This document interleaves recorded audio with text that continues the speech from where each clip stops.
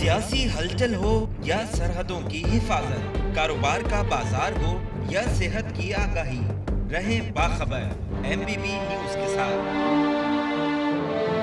KMC का ये छठा अस्पताल है जिसके अंदर वैक्सीनेशन सेंटर सिंध गवर्नमेंट ने इस्टेब्लिश किया, केएमसी ने इस्टेब्लिश किया और इंशाल्लाह अगले 2 से 3 रोज में 2 और सेंटर्स में खोल दिया जाएगा।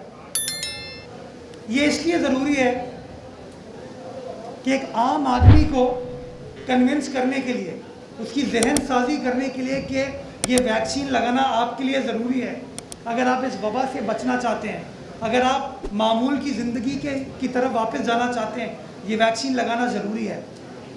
वो आम आदमी आधा घंटा 1 घंटा सफ़र करके अगर कहीं पहुंचेगा तो 10 बार सोचेगा कि मैं वैक्सीन लगाऊं नहीं लगाऊं, मुझे दफ्तर जाना है, मुझे अपनी दुकान पे जाना है, मुझे अपने कारखाने जाना है। लेकिन जब उसकी दहलीज पे, उसके घर के पास वैक्सीनेशन सेंटर खुला होगा तो उसके लिए भी आसानी होगी वैक्सीन लगवाने में। और मैं आपको बताना चाहूँगा कि इस वैक्सीनेशन सेंटर से केएमसी सिर्फ गिजरी नहीं, पीछे डिफेंस का पॉश इलाका भी है, वहाँ के लोग भी यहाँ आ सकते हैं, क्योंकि डीएचए में तो पीटीआई हमें वैक्सीनेशन सेंटर इस्टेब्लिश नहीं करने दे रही। तो ये गिजरी में केएमसी का अस्पताल मौजूद है, बेहतरीन फैसिलिटी अवेलेबल है, वैक्सीन अवेलेबल है।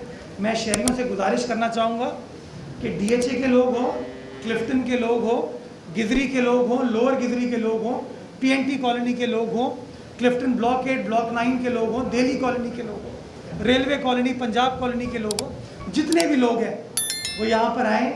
वैक्सीन अवेलेबल है, मुफ्त वैक्सीन आपको लगाई जा रही है। वैक्सीन लगाएं ताकि हम मामूल की ज़िंदगी की तरफ एक बार फिर वापस जा सकें।